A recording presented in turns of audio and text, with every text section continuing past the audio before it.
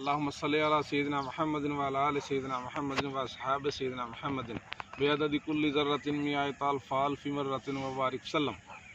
3 دن پہلے ہم نے بات کی تھی جی کہ جب انگریز نے یہاں مجاہدین اسلام کے ساتھ پنجہ آزما ہوئے اور کامیاب نہ ہو رہے تھے تو انہوں نے اپنے تھنک ٹینکس کو بلایا۔ انہوں نے جب ان کو بتایا کہ یہ جو امام صاحب ہیں جو مطلب مسند پہ بیٹھے ہیں، ٹھیک ہے جی، ممبر رسول پہ بیٹھے ہیں، ان کا توڑ کر لیں تو آپ یہاں سروائیو کر سکتے ہیں۔ تو پھر انہوں نے جو ہمارے امام سے صوفی تھے، جو لوگ اس وقت کے ولی کامل لوگ اس ممبر رسول پہ بیٹھتے تھے، جو اس قابل تھے، ان لوگوں کو مختلف طریقوں سے اذیت دینا شروع کی۔ تو وہ لوگ وہاں سے اٹھ گئے اور ان کی جگہ پہ وہ کل بتایا تھا آپ کو اس دن کے وہاں پہ تاریخ ہی یہ بتاتی ہے جی کہ وہاں پہ جو لوگ وہاں کے فقیر دیروں میں دھواں ڈالنے والے ہوتے تھے، آگ جلانے والے ہوتے تھے، وہ بیٹھ گئے، ماشکی بیٹھ گئے، اس طرح کے لوگ جو ہے نا وہ مسند پہ بیٹھ گئے۔ پھر انگریز نے دوسرا عمل جو کیا، وہ نئے مسالک جو تھے ان کی بنیاد رکھی، جن میں نبی صلی اللہ علیہ وسلم کی شان کو کم کرنے اور مطلب نقائص ڈھونڈنے کے لیے ان کو استعمال کیا۔ پھر یہ قادیانیت کا ایک نیا مذہب جو تھا وہ ایجاد کیا۔ یہ ساری چیزیں کرنے کے بعد جب وہ لوگ جنہوں نے ان کو روکنا تھا، ٹھیک ہے جی، وہ انگریز کے تسلط کی وجہ سے وہ لوگ وہاں سے نکل گئے، سسٹم سے باہر نکل گئے، تو ان کا اس طرح سے جو جواب اور اس طرح سے جو توڑ تھا وہ نہ ہو سکا،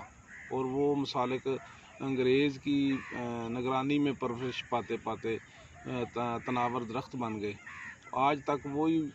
چیزیں اسی طرح چل رہی ہیں، جبکہ ملک پاکستان بننے کے بعد تو جو ملک ہی نبی صلی اللہ علیہ وسلم کے نام پہ لیا گیا، اللہ اور اس کے رسول کے نام پہ لیا گیا، یہاں وہ مسالک جو پودے ہیں وہ اتنے تناور ہو گئے ہیں کہ آج ہمارے مقتدر حلقوں میں لوگ جو ہیں وہ قادیانیت کی حمایت کرتے نظر آتے ہیں۔ تو یہ چیزیں جو ہیں یہ ہمارے معاشرے کا ناسور بن گئی ہیں۔ یہ وہ آتش فشاں ہے جس میں ہماری قوم مختلف وقتوں میں مختلف طریقوں سے گرتی رہی ہے۔ تو آج بھی خدارہ یہی درخواست ہے کہ مسالک اپنی جگہ پہ موجود ہیں،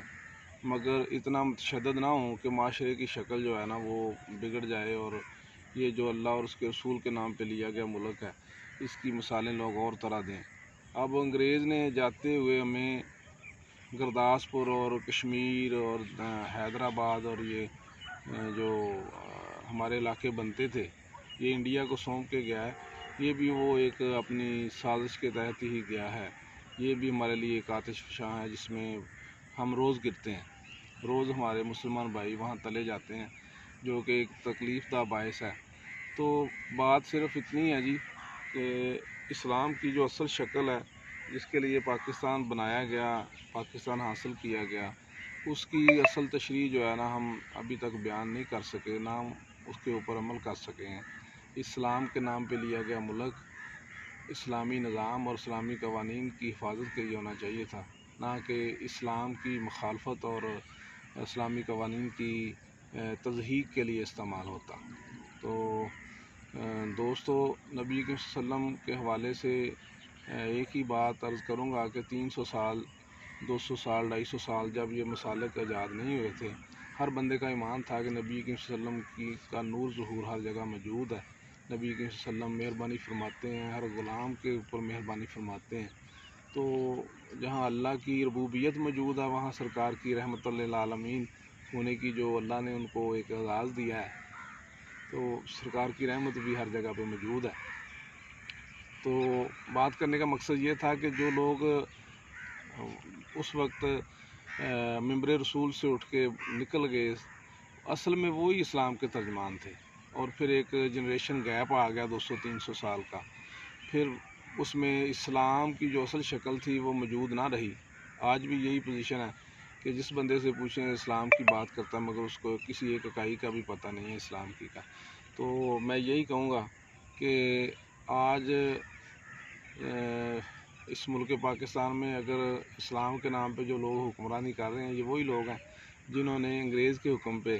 مسلم لیگ کو ووٹ نہیں دیا تھا، کانگریس کی حمایت کی تھی، پاکستان کی مخالفت کی حمایت کی تھی۔ آج اصل نمائندے جو اس کے ہیں ان کو آگے آنا چاہیے، ٹھیک ہے، جو پاکستان کے صحیح وارث ہیں ان کو آگے آنا چاہیے اور اس ملک کے لیے قربانی دینی چاہیے اور اس ملک کے لیے اپنے آپ کو وقف کرنا چاہیے، اور بے لوث فنڈ کھانے کے لیے نہیں،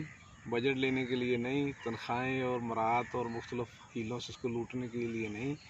وہی جو ہمارے اسلاف ہیں نبی کریم صلی اللہ علیہ وسلم کے وسیلہ سے، ان کے صدقے سے، ان کی مہربانی سے آگے بڑھیں اور اس ملک کی حفاظت کریں اور اس کو صحیح معنوں میں اسلام کا قلعہ بنائیں تاکہ یہاں کے رہنے والے لوگ حقیقی معنوں میں اسلام کی صحیح شکل میں زندگی گزار سکیں۔ وما علینا الا البلاغ المبین۔